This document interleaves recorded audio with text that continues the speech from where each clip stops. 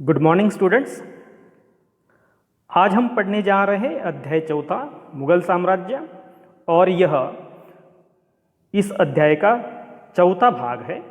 और इस अध्याय में हम पढ़ेंगे जमींदार, जब्त, अकबर काल में नीतियाँ, अकबर की प्रशासन व्यवस्था, अकबर के अभिजात और सुलह कुल जो अकबर ने धर्म स्थापन किया था, इन मुद्दों पर चर्चा करेंगे।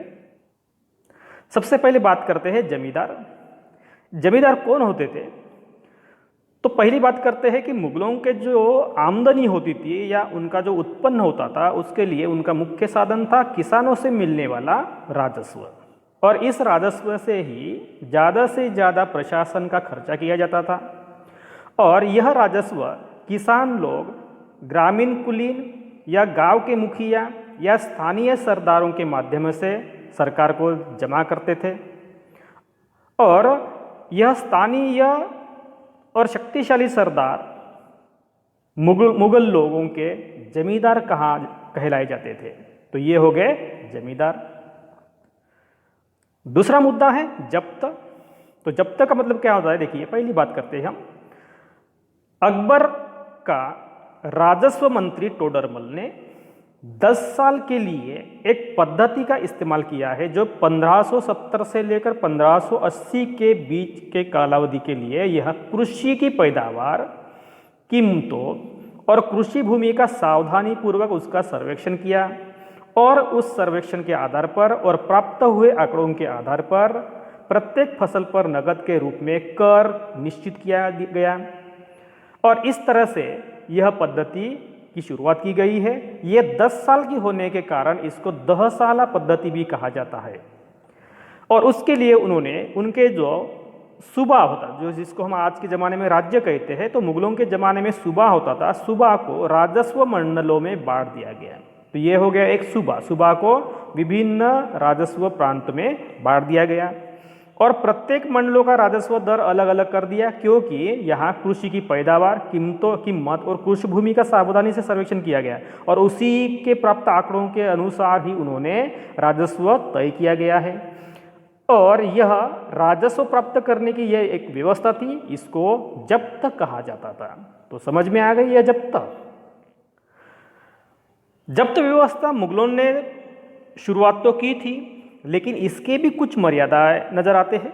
जैसे कि आप देख सकते हैं कि यह जब्त व्यवस्था केवल उसी जगह पर मौजूद थी या पॉसिबल थी कि जहां प्रशासनिक अधिकारी निरीक्षण कर सकते थे, जहां अच्छी तरीके से उसका हिसाब रख सकते थे, उसी जगह यह व्यवस्था प्रचलित थी। लेकिन जैसे सुदूर प्रांत होते थे, जैसे गुजरात है, बंगाल है, इस प्रांतों में संभव नहीं था, क्योंकि ये बहुत दूर होते थे और मुगलों का वहाँ प्रत्यक्ष नियंत्रण ना के बराबर था। कुछ क्षेत्रों में जमींदार इतने शक्तिशाली थे कि मुगल प्रशासकों द्वारा अगर शोषण करने की कोशिश की तो उनके खिलाफ विद्रोह कर सकते थे। कभी कभी ऐसा भी हो सकता था कि एक ही जाति के जमींदार और एक ही जाति के किसान मुगल सत्ता के खिलाफ विद्रोह भी कर सकते थे। तो इस तरह से क्या समस्याएं निर्माण होती थी। और ऐसी परिस्थिति बाद में इतनी गंभीर हो गई कि 17वीं शताब्दी के आखिर तक ऐसे विद्रोह मुगल सत्ता के लिए एक मुसीबत ही बन गई और उनके स्थायित्व को चुनौती देने लगे। अगला मुद्दा है अकबर के बारे में हम बात करते हैं कि जैसे कि अकबर की नीतियाँ की हमने बात की है, तो उसी तरह से हम अकबर का थोड़ा सा परिचय कर लेते हैं। और अकबर के बारे में हम एक अकबर नाम से ही एक अलग वीडियो बनाते हैं। तो अकबर की जानकारी ऐसी है कि उसका जो कालावधि है 1556 से लेकर 1605 और इनका जन्म है 15 अक्टूबर 1542 को हो गया है। अमरकोट के राजा राणा वीरसाल के महल में, राणा वीरसाल के महल में इनका जन्म हो गया। और इनका जो पूरा नाम है जलालुद्दीन अकबर। इनका राज्याभिषेक हुआ है 14 फरवरी 1556 और वो भी पंजाब के कलानौर नामक स्थान पर हुआ। और उस वक्त उनकी उम्र थी 13 साल थी।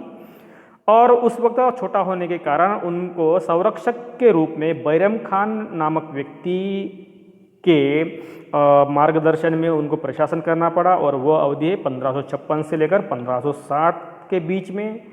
और उनकी राजधानी थी फतेहपुर सिकरी। और यह आगरा के पास है। तो यह हो गई अकबर के बारे में संक्षिप्त रूप से जानकारी। अकबर की नीतियों की हम बात कर रहे हैं। तो अकबर ने प्रशासन के मुख्य लक्ष्य निर्धारित किए थे। प्रशासन किस तरह से होना चाहिए इसकी उन्होंने पूरी की पूरी नीति ही बनाई थी, और इसका वर्णन, जो उनकी नीतियां थी उसका वर्णन अबुल फजल, उनके नवरत्न दरबार में से एक थे, उन्होंने अकबरनामा लिखा और इसमें विशेषकर आईने अकबरीन में इसका वर्णन मिलता है। अबुल फजल के अनुसार अगर हम बात करते हैं तो उनका प्रांत, उनका साम्राज्य कई प्रांतों में विभाजित किया गया था, जिनको सूबा कहते थे। तो इसके पहले हम देख चुके सूबा, और सूबे पर जो प्रशासक होते थे उनको सूबेदार कहलाते थे। और सूबेदार को कौन कौन से कार्य करना पड़ता था? राजनीतिक तथा सैनिक दोनों प्रकार के कार्यों का उनको मैनेजमेंट करना पड़ता था। तो ये हो गए सूबेदारों के कार्य। आप यह देख सकते हैं कि मुगलों का जो प्रशासन था तो उसमें कौन कौन थे? सबसे ऊपर होता है एम्परर मतलब सम्राट, उसके बाद वजीर और अन्य जो उनके सहकारी होते हैं, प्रमुख सहकारी। बाद में उन्होंने वजीरों के लिए उन्होंने प्रोविंस, जिसको सूबा बोलते हैं, और डिपेंडेंट चीफ्स बोलते हैं। ठीक है, तो प्रोविंस की हम बात करते हैं। सूबा में गवर्नर होता था, जैसे जिसको हम नाजिम बोलते थे, और एक फाइनेंस अधिकारी होता था, उसको दीवान बोलते हैं। और गवर्नर के अधीनस्थ डेप्यूटीज होते थे, और बाद में उनके अधीनस्थ ऑफिसर्स ऑफ डिस्ट्रिक्ट होते थे, जिसको सरकास बोलते थे। टाउन के अधिकारी होते थे, उसको फौजदार बोलते थे। तो इस तरह से मुगलों का प्रशासन चलता था। अकबर की प्रशासन व्यवस्था की हम बात करते हैं, जैसे कि हमने इस चैप्टर में अभी इसके पहले के स्लाइड में देख चुके हैं कि प्रत्येक प्रांत में एक वित्तीय अधिकारी होता है, फाइनेंस ऑफिसर होता था, जिसको दीवान कहते थे। और दीवान को सहयोग करने वाले विभिन्न प्रकार के अधिकारी भी होते थे, जैसे बख्शी, जो सैनिकों के लिए वेतन का जिम्मा लेता था। सदर होते थे, जो धार्मिक और धर्मार्थ किए जाने वाले कार्यों का मंत्री होता था। फौजदार होता था, जो सेनानायक होता था। कोतवाल होता था, जो नगर का पुलिस अधिकारी के रूप में जाना जाता था। तो ये हो गए अकबर की प्रशासन व्यवस्था में सहयोग देने वाले विभिन्न प्रकार के अधिकारी। अकबर के अभिजात की बात करते हैं। अकबर के अभिजात मतलब कौन? जो सरदार लोग होते थे, जो अकबर को सलाह देने वाले या अकबर के लिए सहयोग देने वाले जो होते थे। तो अकबर के अभिजात जो होते थे बड़ी सेनाओं का संचालन करते थे और बड़ी मात्रा में राजस्व खर्च भी कर सकते थे, क्योंकि ये एक प्रकार के मंत्री थे या एक प्रकार के वह उनके साथी थे। और अभिजात जब तक वफादार रहे तब तक साम्राज्य कार्य बहुत ही अच्छी तरीके से और सफलतापूर्वक चलता रहा। लेकिन 17वीं सदी तक अभिजातों की वफादारी उनके निजी हितों के कारण कमजोर हो गई। वह अपने फायदे के लिए सोचने लगे, तो सम्राट या साम्राज्य की तरफ उनका दुर्लक्ष्य होता गया, और इस तरह से उनकी वफादारी कम होने के कारण मुगलों का साम्राज्य भी पतन की ओर चलने लगा। आप यहाँ देख सकते हैं कि जात, हमने इसके पहले जात की हम बात की थी, वो तो जात की श्रेणी देखिए क्या होता है। 5000 जात वाले अभिजातों का दर्जा जो होता था वो 1000 जात वाले अभिजातों से ऊंचा था, क्योंकि 5000 जात मतलब ज़्यादा उनका बड़ा दर्जा हो गया है। और अकबर के शासनकाल में ऐसे 29 मनसबदार थे जिनको 5000 जात का दर्जा मिल चुका था। लेकिन औरंगजेब के शासनकाल तक ऐसे मनसबदारों की, जो 5000 जात वाले मनसबदारों की संख्या 79 हो गई। और इस तरह से बाद में मुगलों के शासनकाल में, विशेषतः औरंगजेब के शासनकाल में, इन मनसबदारों की मर्जी संभालना सम्राटों के लिए मुश्किल होता गया। आप यह देख सकते हैं कि जो अपने मनसबदार होते थे, जब भी कभी अपने अभियान पर वो चलते थे, तो इस तरह से उनका जमावड़ा, उनके सैनिक होते थे, जिसमें घुड़सवार भी है और पैदल चलने वाले सैनिक भी आपको नज़र आते हैं। तो ये हो गए मनसबदार का अभियान। जब कभी मुगलों को किसी अभियान पर जाना पड़ता है, किसी पर आक्रमण करना पड़ता है, या कहीं और अपना साम्राज्य विस्तार करने के लिए सैनिकों की जरूरत होती थी, तो इस तरह से मुगलों के मनसबदार तैयार होते थे। अभी हम बात कर रहे हैं सुलह-ए-कुल। यह एक अकबर द्वारा स्थापित धर्म से संबंधित एक संस्था थी। यहाँ देखिए, जब अकबर 1570 में फतेहपुर सिकरी में था तो उन्होंने उलेमा, जेसुइट पादरियों और जरूदस्त धर्म के अनुयायियों के साथ धार्मिक मामलों पर चर्चा करना शुरू कर दिया था और यह उनकी चर्चा इबादत खाना नामक इमारत में होती थी। और अकबर की विशेषता ये थी कि उनको विभिन्न धर्मों के रीति रिवाजों में रुचि थी और इसीलिए वो दिलचस्पी दिखाते थे धार्मिक रीति रिवाजों में।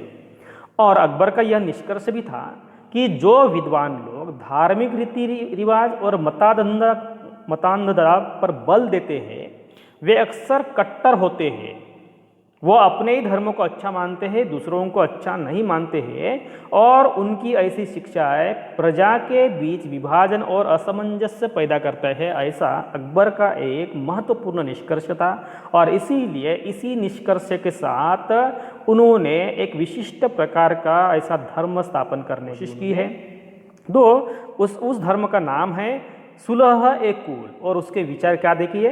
पहली बात है, जब हम कभी सहिष्णुता की बात करते हैं तो सहिष्णुता की धारणा विभिन्न धर्मों के अनुयायी में कोई फर्क नहीं करती और सहिष्णुता का एक नीतिशास्त्र भी होता है कि एक व्यवस्था होती है जो सर्वत्र लागू की जा सकती थी, जिसमें केवल सच्चाई, न्याय और शांति पर ही जोर दिया जा सकता था। और इसीलिए अबुल फजल ने उनका जो नवरत्न में से एक थे वह सुलह-ए-कुल के विचार पर आधारित शासन दृष्टि विकसित करने में महत्वपूर्ण योगदान दिया है और आगे जाकर शासन का इस तरह का जो सिद्धांत उन्होंने अपनाया था उनके बाद आने वाले शासक जैसे जहांगीर, शाहजहां, इन्होंने भी यह विचार अपनाया। तो देखिए, अकबर का जो सुलह-ए-कुल है यह नीति उनके पुत्र जहांगीर ने किस प्रकार वर्णन किया है। उनका कहना है कि ईश्वरीय अनुकंपा के विस्तृत आंचल में सभी वर्ग और सभी धर्मों के अनुयायी को एक जगह है और इसीलिए इसके विशाल साम्राज्य में जिसकी चारों ओर की सीमाएं केवल समुद्र से निर्धारित होती थी, विरोधी धर्मों के अनुयायी और तरह तरह के अच्छे बुरे विचारों के लिए जगह थी। सभी धर्मों के लिए यहाँ जगह मिलती थी। यहाँ असहिष्णुता का मार्ग बंद था। यहाँ सुन्नी और शिया नाम एक ही मस्जिद में इकट्ठे होते थे। ईसाई और यहूदी एक ही गिरजे में प्रार्थना करते थे। उसने सुसंगत तरीके से सार्वत्रिक शांति जिसको सुलह-ए-कुल के सिद्धांत का पालन किया। तो इस तरह से अकबर के पुत्र जहांगीर ने सुलह-ए-कुल के नीति का वर्णन किया है।